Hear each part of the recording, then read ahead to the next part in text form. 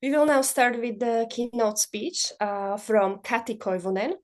She's from Lapland University of Applied Sciences, and she will talk about professionals in creative fields, how they can strategically construct a robust personal brand that resonates with their audience. So without further ado, I would like to introduce our first speaker, Dr. Kati Koivunen.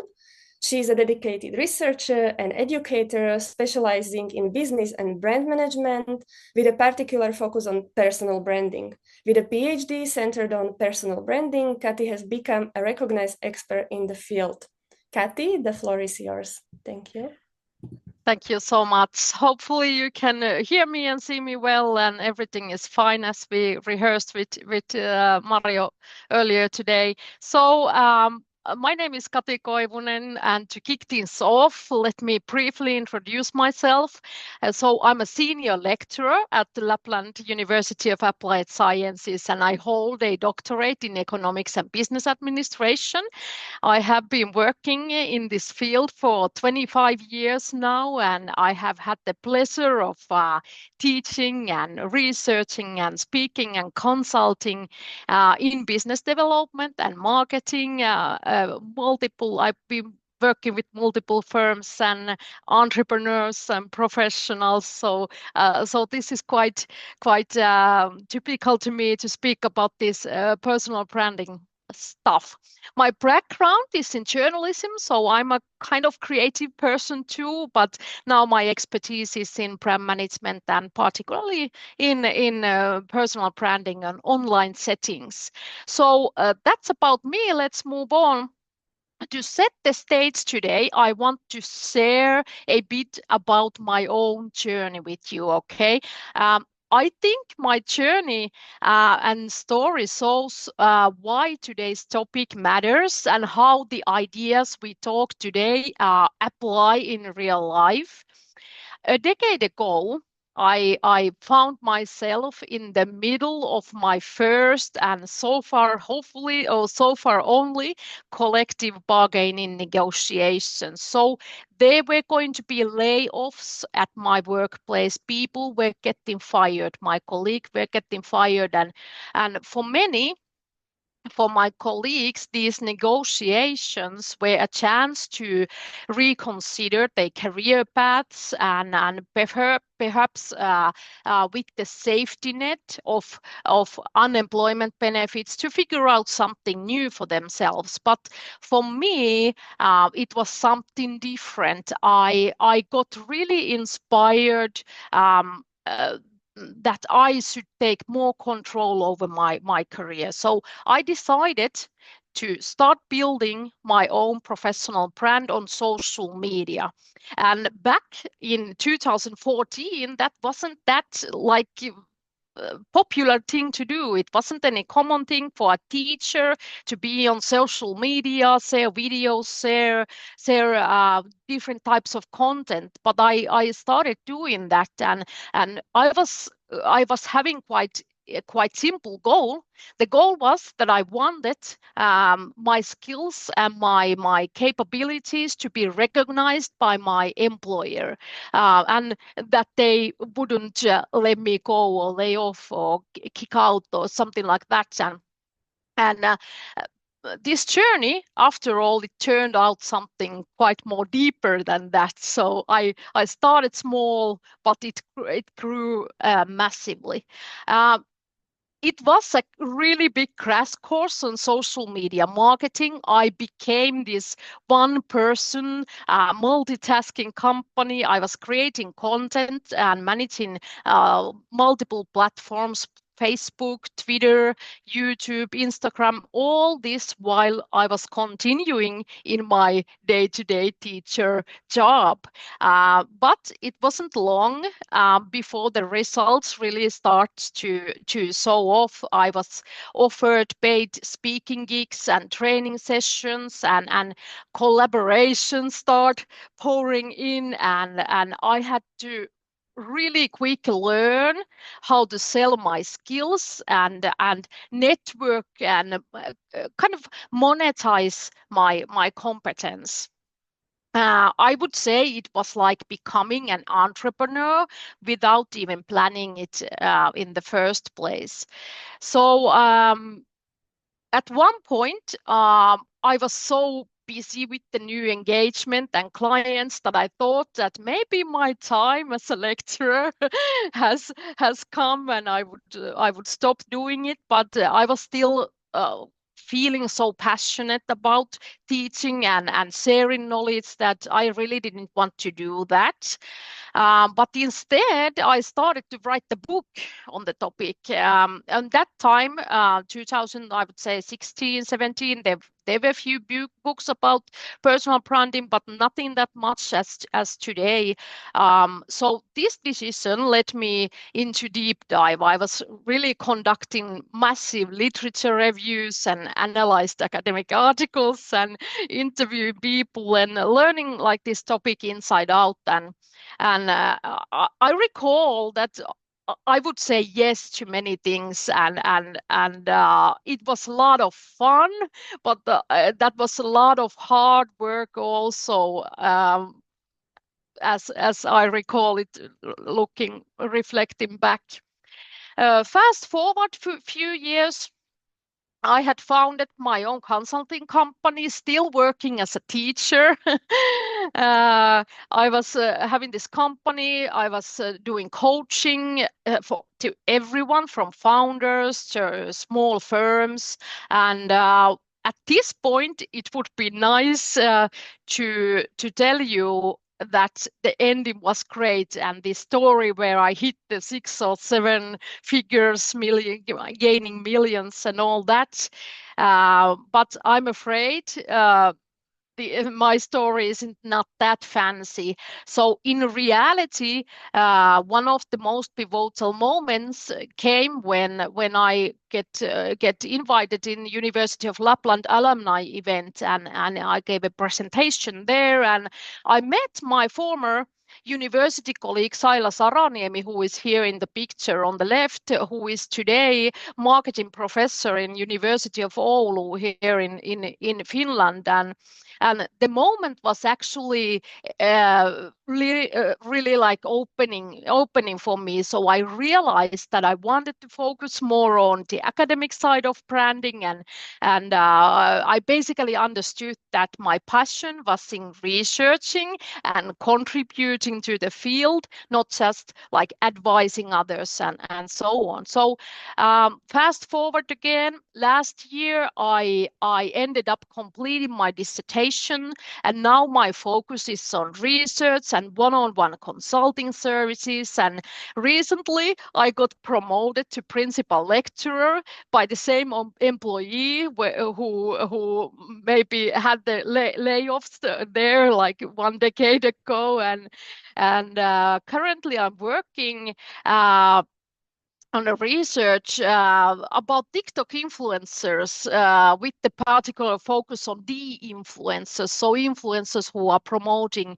sustainability issues on TikTok. So this is really driving me at the moment. And I just want to say with this story of mine that while this journey might not have that flashy ending or anything flashy in it, like nothing like making millions or anything, it has really taught me valuable lessons about building a personal brand as a professional. It was a lesson for me that really shaped not only my career but also my identity. And today I'm here to share what I've learned during this journey. And I really hope that there is a lot of moments of inspiration for you all. But let's move on. I want to highlight something important about our topic about personal branding. It is a widely discussed subject today. It has drawn attention from researchers and consultants. Countless books have been written, and 3.8 million search results on Google. Scopus, which is a platform for researchers, it features a broad array of academic articles on the topic. However, despite this like extensive amount of literature, there is a gap actually when it comes to research specifically for creative professionals and artists like most of you at the other end of the computer. I think this notion is crucial because even though the general principles of personal branding are well documented and understood and shared online and all that, there are these unique challenges and opportunities that are only faced by artists. And in this presentation, I will try to address this gap by sharing insights from my observations online, how artists are on social media, what they do there, what kind of content there is, and what are the challenges, along with few research articles that I was lucky to found, which are written by scholars that really are interested in creative professionals and artists and how they build their brand.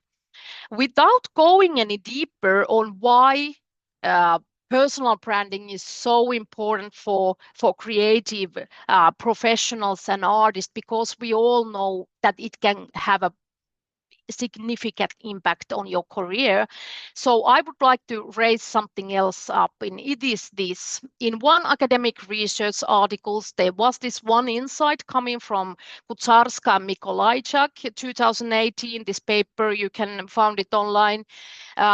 So they state that there is this common belief that artists and designers don't see themselves as part of the business world, even though they, as today we understand business, artists and creative people, they play a pivotal roles in a lot of different industries. And what these writers mean by this, or these scholars, researchers mean by this, is that if you as an artist don't communicate your value to the world, you are missing out real opportunities. So to get hired, to do business, to collaborate with people, you need to show your worth to businesses and other actors in the field. And personal branding is actually only a tool to do this, tool to show your value to the world. And I can say this, it will only become more important in the future as time goes by. There are a lot of drivers background. I'm not going to go into the details why, but it's part of today's world where it's like we have this individuality in the careers and all that. But it's another story. But it's going to be growing. The need for personal branding is going to be growing in the future. Perhaps one problem or one reason why there is so much negativity around professionals branding themselves, not that artists or creative professionals, but professionals, because I have been doing a lot of research and working with professionals, a lot of times, sorry, they see that this isn't anything for me. Like, I don't want to present myself on social media. So perhaps one reason is this, what I have here on the screen. Um, um, like there are a lot of different. Oh no, it's sorry. This.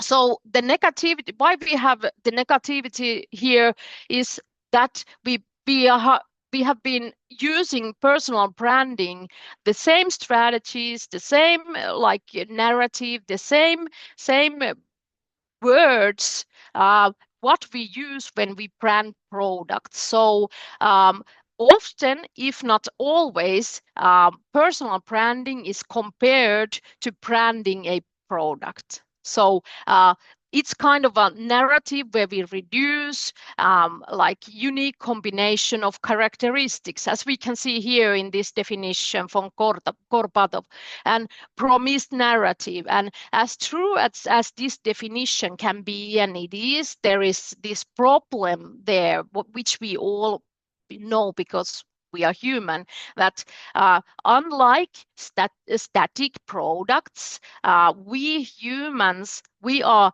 dynamic and evolving, and I think applying product branding strategies to humans is like it's an oversimplifying the true essence that a human, what it means actually to be a human being.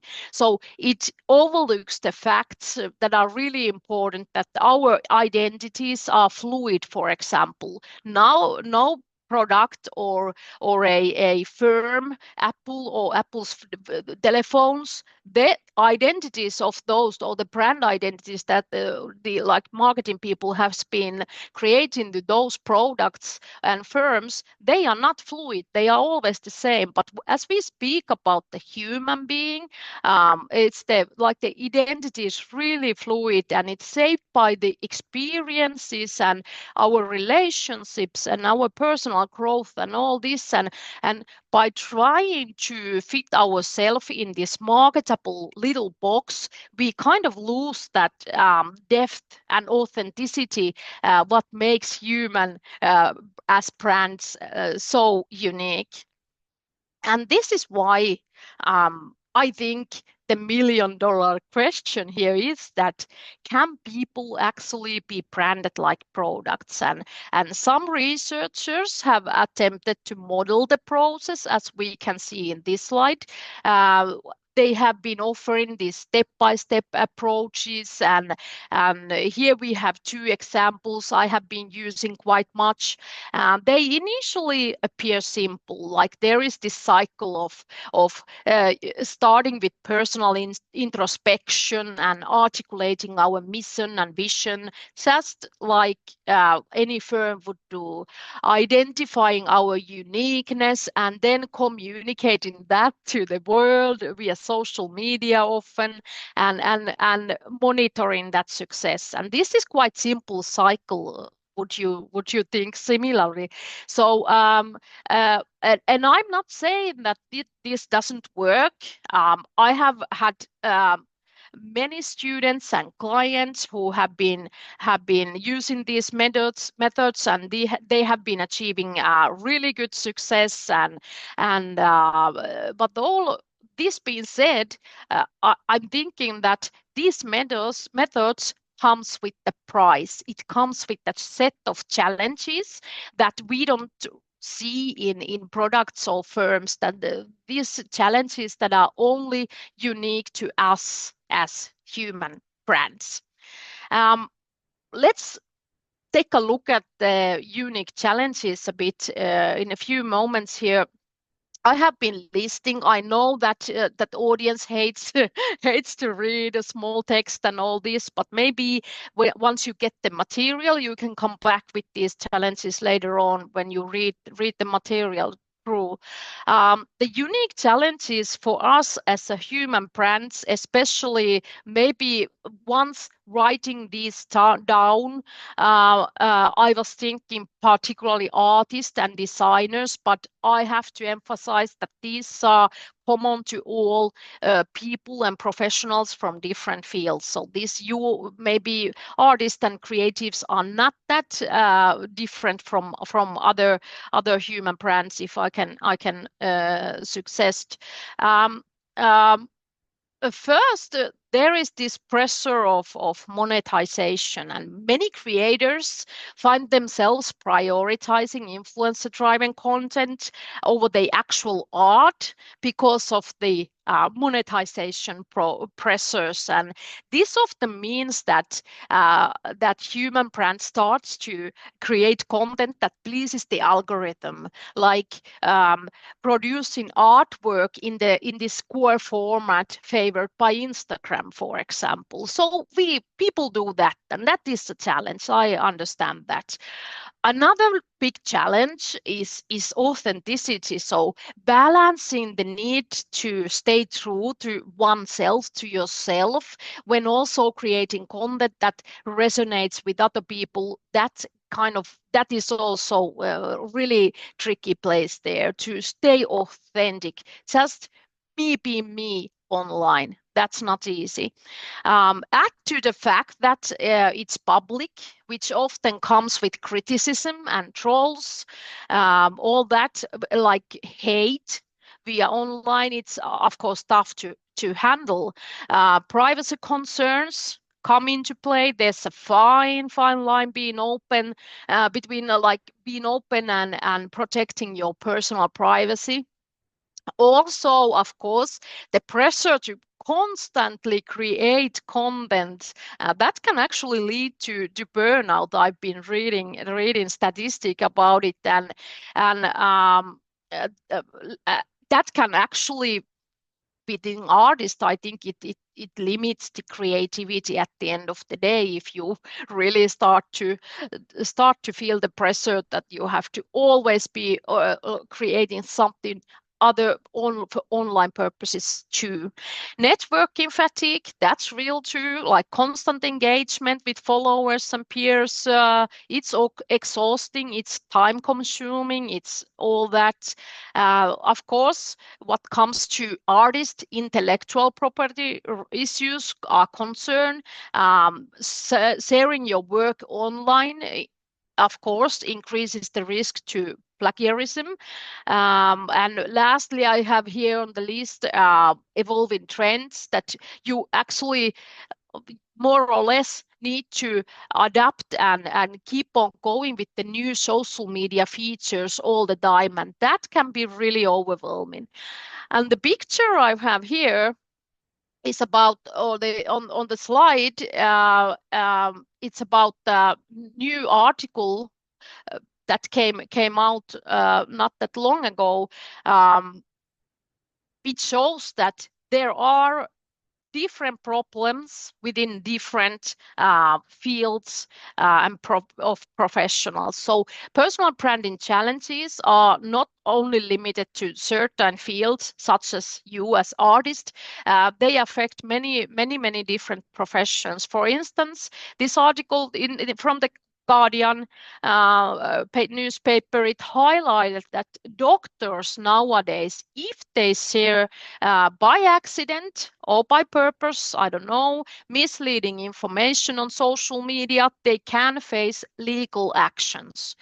So this shows that professionals in various fields also have to manage strict standards and regulations. And while you as artists might balance with commercial pressures and creativity, other professionals deal with legal and ethical issues that can also significantly impact their careers. So there are challenges in whatever like field you are in.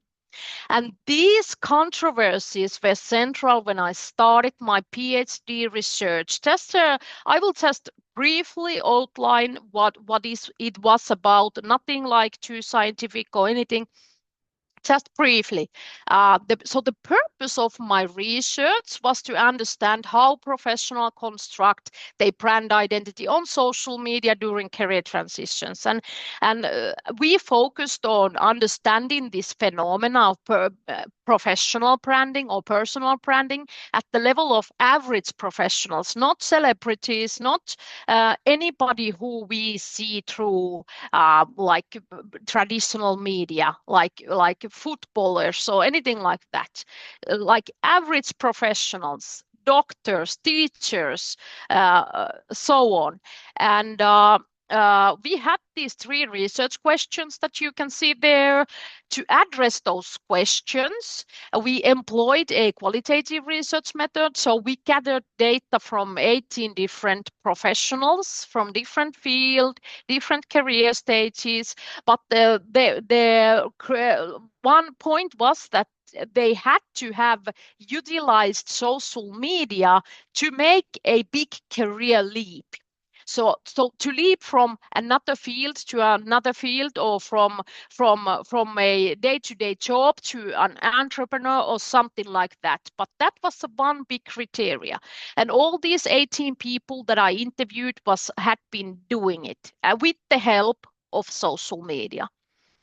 So the outcome of my research was actually a framework that helped us better understand the complexity and the challenges and all the nuances of human brands. And here is the framework. Don't be afraid. I'm not going to go through every detail, just overlook. So unlike those traditional models we saw earlier in my presentation that treat people as products, this framework is actually built on the idea that personal branding should be a deeply human process. Let me walk you through the framework and see how you feel about it. There are three key stages, starting from the left, each focusing on different aspects of personal brand development. And this first stage that is marked with the red corners at the moment, it addresses the actions that you can take to develop your brand identity. So this is about truly understanding and defining who you are. It starts with what we call self-defined brand identity. It's a summary of your personal traits, values, past achievements, all those experiences that have shaped you both personally and professionally. So, and at this point, it's important to make sure your brand matches the specific needs of your own expectations for your career. There is this need to be authentic at this point, and you should also acknowledge that we all have multiple different identities and roles in life. We have personal identity, professional identity, and now we are building a brand identity. So there are a lot of multiple identities that are on the mix, and your brand actually should reflect be a reflection of all these different aspects. At this stage, you should also consider professional competencies, of course, all the skills and expertise that you have. And as we marketers like to speak about this differentiation and uniqueness. So think about, how am I unique compared to everybody else? This phase is also socially embedded, which means that there are these relationships and networks that are really important to be identified. We call it stakeholders in this model. So all these human, non-human, and future audiences, all these kind of different stakeholders that we have in our life, it's really good to identify those also.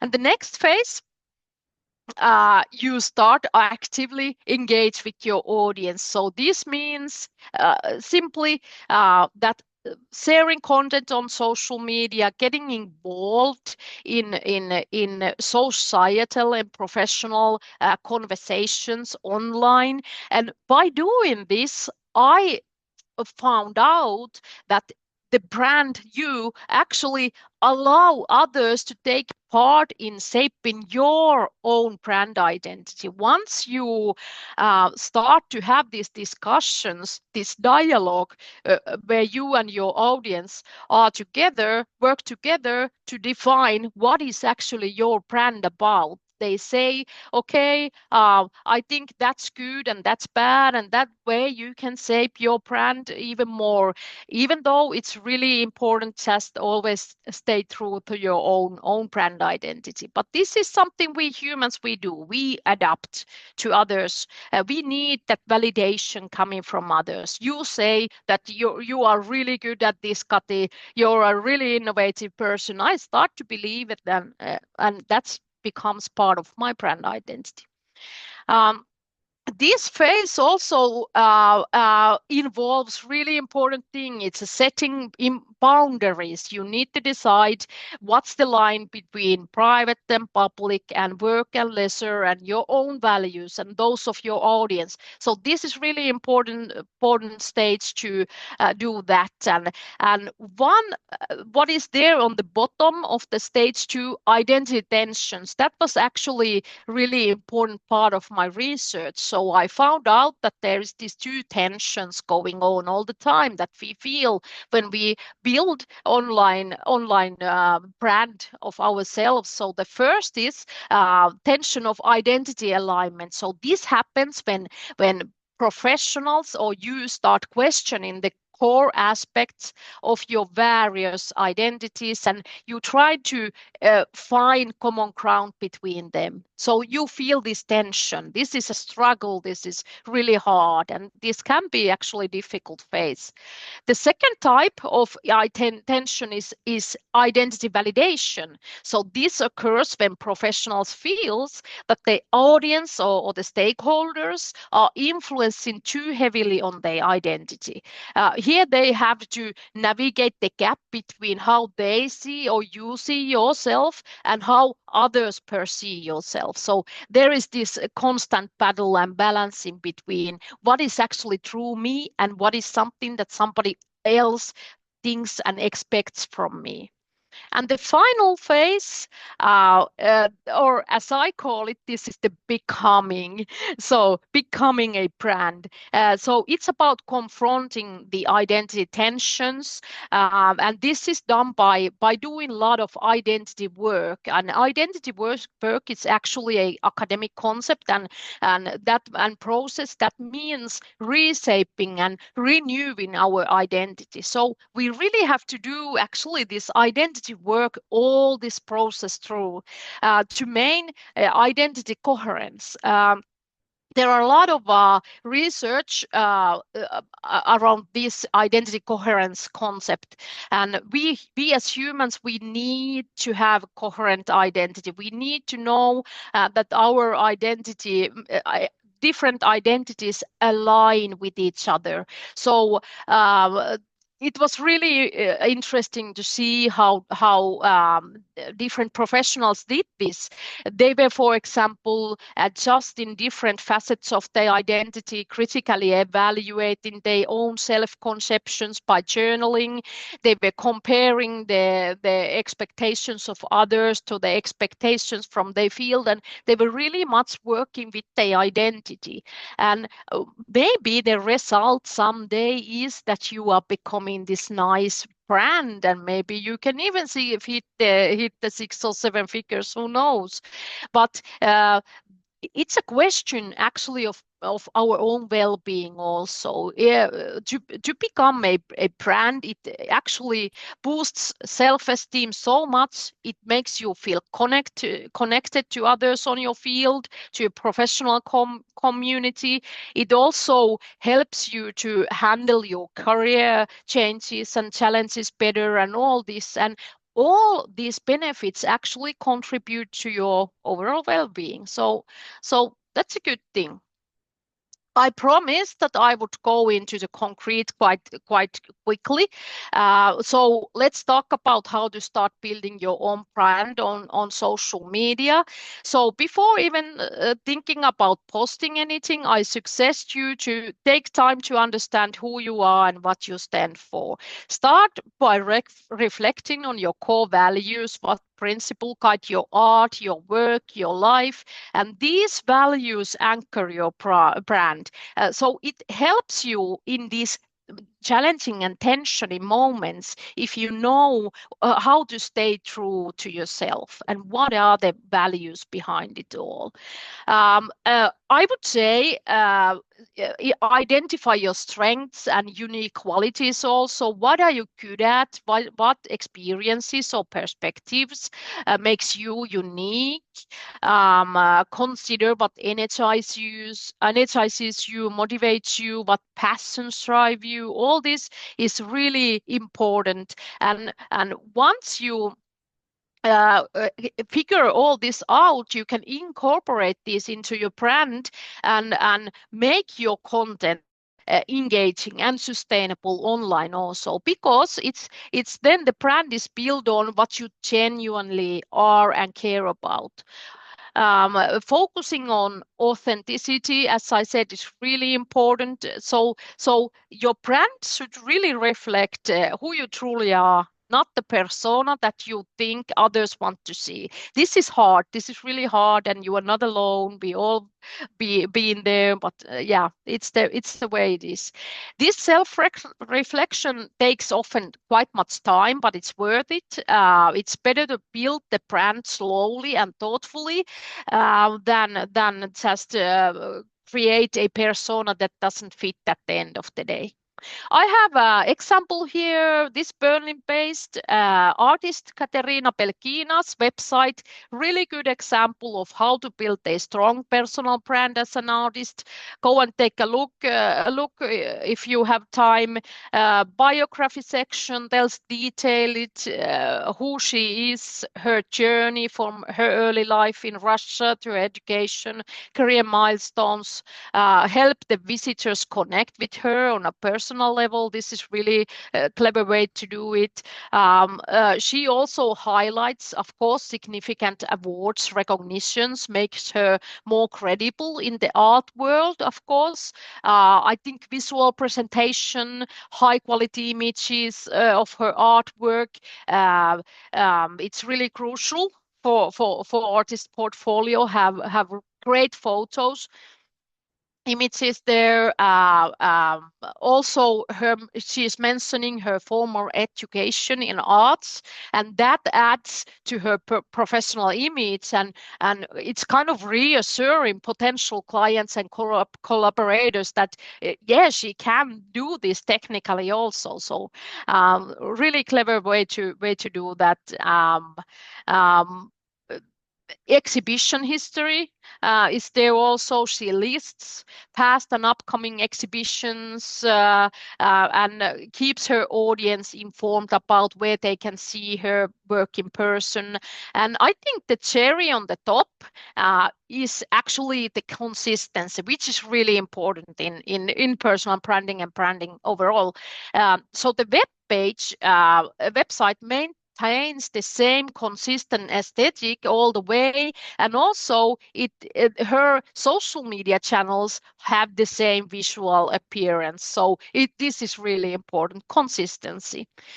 The next tip I have for you is to remember that your audience is not just one group of people. Instead it's these multiple different types of viewers with different interests. And this daisy wheel of artist brand stakeholders is how academic literature sees this. Take a look at it if you want to. There is this source listed there. I know that the artist ecosystem nowadays is much more diverse and all this, but I wanted to share that this is the view academics view it. There are, of course, collectors, peers, mentors, critics, and media, and all that. And for all these different types of audiences, there should be some content to give, some content to provide, different kind of content. I would say give you examples, but I don't think we have time to do that today, but I will share it maybe later on. My third tip is this. So nowadays, we are not sharing content, we are sharing stories. So I've gone dozens of artists' social media account this week for your sake, and I've put together this kind of list for you. I think this list highlights the many ways artists are using social media platforms. They are not just selling their artwork or sharing their work like pictures, images, but they do many multiple other things online that help their art actually, and the process and the professionalism. Of course, if just to point out few social media place you can easily introduce yourself, share your bio, make it easy for others to contact you. But also you can find, of course, art, inspiration, job opportunities, all this, and social media, I would like to remind, it's really powerful tool for connecting. So so make sure that you are not just like present there, like putting out your own videos and images there, but you are there to engage with people, having dialogue with people. And that's why I made a slide for you how to engage people also. It's really important this, and this is, I can say this is really a growing trend right now, because we are so overwhelmed with all these social media channels, and content is like constantly growing. So it's really important to to be present there, like actually communicate there. So respond in direct messages, build stronger connections so that you value your audience interest, showing appreciation for your followers, thanking them for supporting you, whether it's a purchase or share or kind comment. Show gratitude. This strengthens your relationship with the audience. Engage with other artists and creatives, follow and like their content. One possibility that is much used within creative professionals are newsletters. Actually, I have a newsletter example here on the slide that keeps your audience informed with your latest project, upcoming events, and so on. Another much used tactic is to share personal stories behind your artwork, just like the upper example does here in my slides. Also, I would suggest use boldly hashtags to expand your reads, and do maybe polls and surveys even. A lot of like artists and creative workers I saw, they offer also flash sales and special discounts. Of course, I know this is the commercialization part you don't want to maybe see, but they share discounts to their social media followers. This drives engagement and encourages them to keep on following you on social media. Two more examples. I have few minutes left.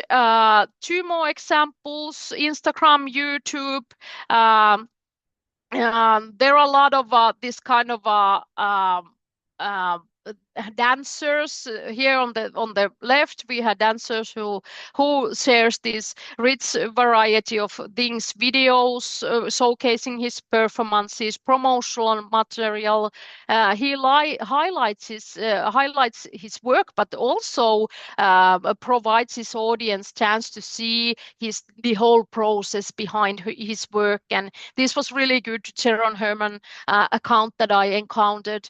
The second is of a disabled artist who creates unique pieces of different types of candies and shares his work on YouTube. And the best part of his work is that he actually uses his platform to spotlight other artists and supports others. And he also uses his YouTube channels for community building. So you can see he's getting a lot of discussion going on his web YouTube channel. So really clever ways to use social media.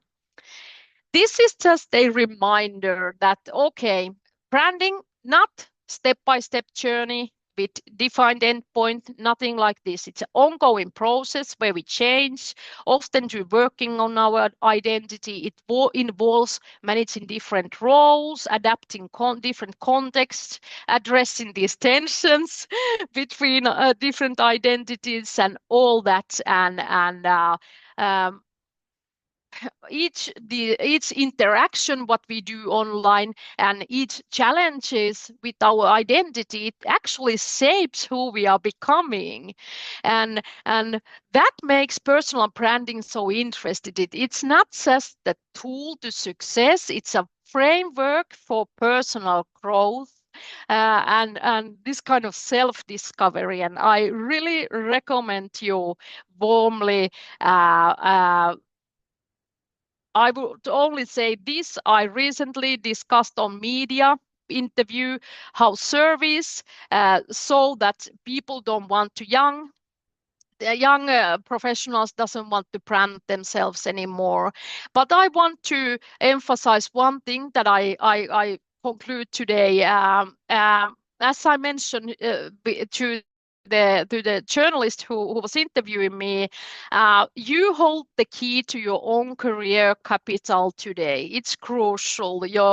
At this time where employment is uncertain and all this rapid technological change and everything, your employability and career success is in your own hands. So stay proactive, stay connected, stay ahead. And I would like to thank you. Now I think my time is up. Thank you.